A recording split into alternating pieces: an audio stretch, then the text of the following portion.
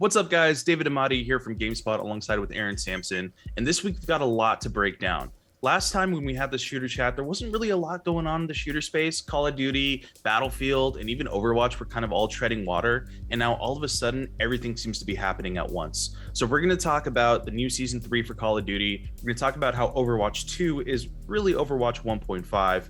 And we're also going to talk about how Battlefield had over like 400 things wrong with the game, apparently. I didn't honestly know there were 400 things wrong with the game. Neither did I. And I mean, to be honest, are we really surprised? So let's get to it. So we're getting Task Force 141 back. We're getting the band back together. Anybody who played the last game kind of knew that. People were a little freaking out a little bit at the beginning of the week, wondering if we were going to get an announcement that the game was coming soon.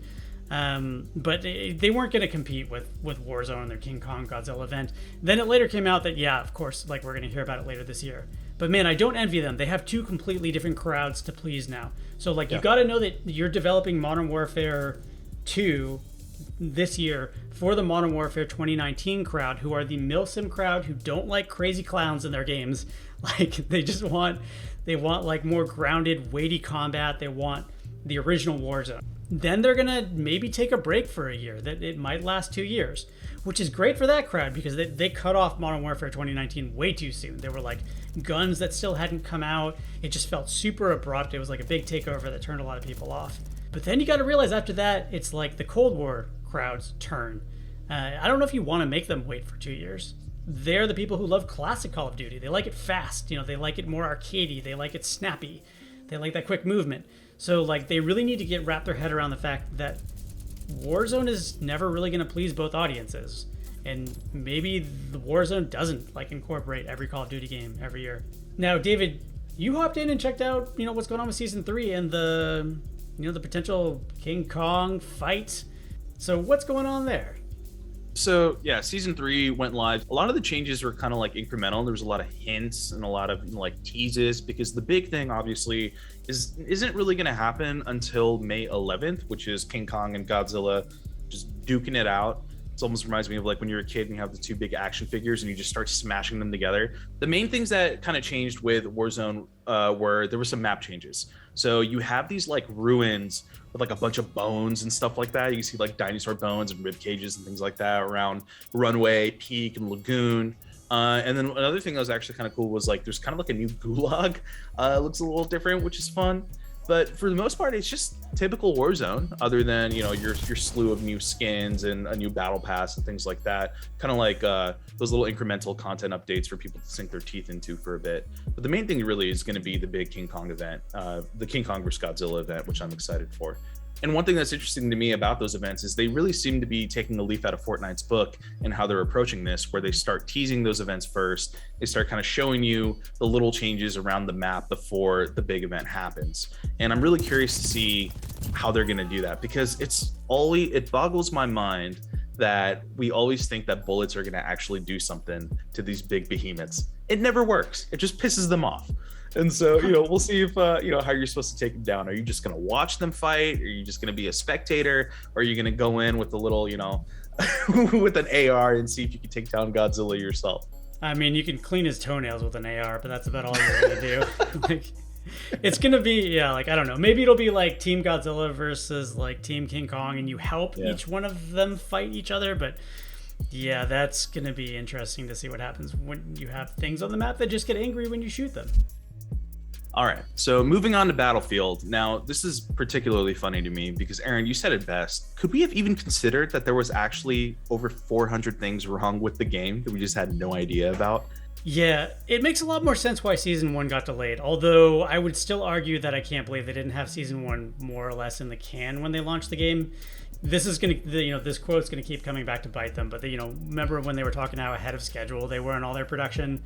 Somebody just wasn't talking to somebody else in the company at that time when they made that statement. So it turns out that they just really wanted to start this, what they want is to be a redemption arc by changing the core mechanics of the game. So what they're trying to do, it seems like, is fix the under the hood mechanics and then move forward on the game. Now, the problem is, out of these 400 changes, the only stuff that people really cared about wasn't changed. So, people asked for voice chat, they got that. People asked for a scoreboard, they got that. But those were so insignificant to the like overwhelming opinion that they just need to wrestle these specialists back into a class system. And they made some changes, like to their credit. So Rao and Paik kind of changed abilities a bit. So these have both turned into more useful sort of like combat recon class characters. They're all about visibility, and if you have them on your front line, like I just played a bunch of Breakthrough, like as long as they're shooting or getting shot at, your team is very aware of who's around you. So that was really cool. Like this, I've said this all along, Battlefield 2042 is inconsistent, which means sometimes it is super fun. You have that Battlefield moment. Like I was playing with Rao, I was playing Breakthrough, I was like shutting down vehicles, the explosions were going off, I was tossing C4, like it was pretty fantastic in that moment, right? But then a couple rounds later, like you'll just be on sort of an open map without enough cover, which is something they want to change in the future, and it just doesn't work, right? Like, okay, all right, so we're trying to start our redemption arc. We start with 400 changes. Yeah, good on you, DICE. Like honestly, like if we're gonna make this work, that makes sense now why we're so delayed. It's because there was so much wrong with the game fundamentally. Step 2 is get your specialists in line, which some of these changes kind of started doing. And then step 3 is like get your darn season 1 out the door, because that's where I left. I made it up to level 50. I had a decent time. I didn't hate things as much as other people did, but I understand why they hated it. But when season 1 got delayed, it was like, well, why am I here? So yeah, that's the roadmap so far. Do you remember the first trailer with Rao and how he hacked somebody and then took them out? And you and I were like, that's not how it works. Like, you shoot people first. Yeah, it's this overarching theme in Battlefield where it's like they just didn't seem to know what the game was that they were making for some reason.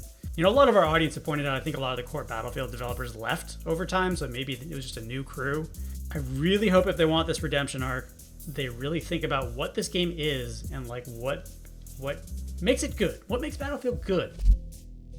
Originally, I think we were going to talk about Halo Infinite's Season 2, but people weren't too enthused about that online. Tell us if you are enthused about it. I can't tell sometimes if it's just like screamy YouTubers or like the actual audience.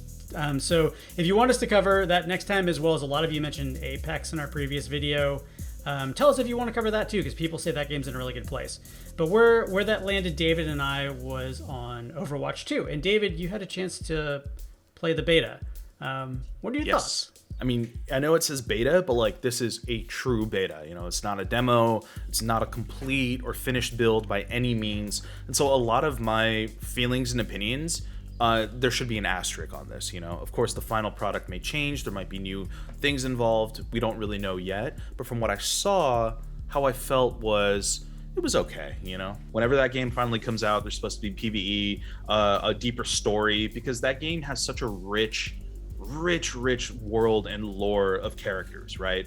That hero shooter, it kind of like almost, you know, I don't want to throw the word around lightly, but it really did kind of pioneer the fact of having a multiplayer centric game, but with a whole just lively story in the background that other games like Apex kind of was influenced by. And so this beta, unfortunately, did not have any PvE, which is what I was looking forward to. Instead, it was mainly 5v5, quick play, unranked PvP, which really put the game into a situation of it being a Overwatch 1.5. So with 5v5, they removed the tank. And the removal of that tank, to me, was actually a nice change, because when you have two tanks, I feel like those firefights were just ending in stalemates so often, because those tanks were obviously just absorbing all of the damage. They're being constantly buffed or healed by, you know, supporting characters. And it prolonged so many engagements that I kind of was like getting almost fatigued or exhausted. And so having one tank really puts this significant emphasis on which tank you're going to pick, because the way that Overwatch tanks are kind of set up, at least in my opinion, you tend to have like, I want to say like the prototypical tank, like a Reinhardt or a Roadhog, and then you have like tank lights or like off tanks like a Diva, you know. And now if you decide to commit to like a Diva, a Zarya, you really do have to commit. And I'm really curious to see, as Blizzard gets player feedback, what they're going to do with the tank meta. because when you only have one tank, there's so much emphasis, so much importance set around that. Like your whole team is kind of revolving around that one tank now. I'm curious to see where they go from there. But overall, the core like gameplay was still fine. It's interesting. This game's also been going for a long time. A lot of what you're saying also sounds like it's just sort of a 1.5. Yeah. And like people are kind of dying for, well, I don't know, are people dying for a sequel to these games, or they just want to keep going with what they got? It's like this weird gray zone of how hungry are you for something new versus how familiar do you want the game to be. And for me personally, I think the way that the game felt, it felt a little too familiar. I personally was hoping for something a little more substantial. People just aren't made to play the same thing forever. Although maybe there's like a comfort food level to it. Like you play a lot of Destiny, and it's kind of nice to just have that thing you can do at the end of the night that you know how long it's going to take, you know it's going to feel good. Yeah. Like you just want the comfort of that because your day is rough, right? Yeah. It's so there's a danger between, there's like this risk reward between a developer completely redeveloping a game or continuing to give people what they're comfortable with, as you said. Yeah. That's a really interesting point. Destiny's grappling with this. Rainbow Six Siege is grappling with this. Apex to a lesser extent, but still, and Overwatch all grappling with this idea of like when do you move on to the next game? You know, and I think, I mean, I you know, the guys in the comments, correct me if I'm wrong here, but like when Overwatch 2 was first announced, there was a lot of confusing marketing around it where, you know, you need a compelling reason to swap or to upgrade, you know, and they really didn't come out with much other than, are you interested in PvE? Because that's the only thing that Overwatch 2 offers that Overwatch 1 possibly cannot offer. But they had mentioned like, oh, all your heroes and your skins and everything from Overwatch 1 is going to be active in Overwatch 2, which is nice, but that also kind of minimizes a reason to drop 60 or 70 bucks on a new game because you're just playing the same game that you've already been playing. Like, that makes no sense to me. So if you were not interested in PvE, if that's not something that you're looking forward to, if you're watching a Twitch stream right now hoping to get a PvP beta because that's all you really want is that 5v5, like, is it really worth jumping that upgrade? And the truth is that I'm not entirely sure. You know, there was one thing I was really looking forward to was trying to see if they did a different game mode. When you get to the classic quick play modes, it's really one of two game modes. It's escorting a payload, so you're either attacking or defending, or it is controlling an objective, which is like a best of 3. And, you know, you just hold the zone for a certain amount of time and, you know, a little percentage progress bar tracks up. And if you hit 100, you know, you win, right? You play these two modes ad nauseum for years and years and years. And it's like, you know, like you said, maybe it's comfort food for some people, but like, is that really all there is? You know, like that's why when arcade modes come out in Overwatch 1, you have capture the flag sometimes, or you have those other ones. I leap for those moments because I'm like, oh, this is great. Like I get to play the core gameplay loop that I enjoy. I get to play with my friends, but I get at least a different taste. And so when Overwatch 2, when I hopped into the PvP, I was like, there's got to be at least one new game mode. And there was. It was a payload mode, but it was like a split payload. So instead of having one attack team and one defending team, and you control an objective and then a payload comes out and you have to escort it or, you know, prevent the team from escorting it, what you had was you had this one like kind of like goofy looking robot Omnic guy in the middle of the arena.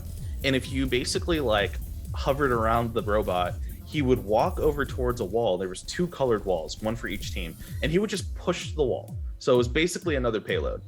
And he would push the wall as far as he possibly could. And then, you know, whenever the enemy team would hang over next to the robot, then the robot would just 180, walk all the way back to wherever the other wall was, and then start pushing that.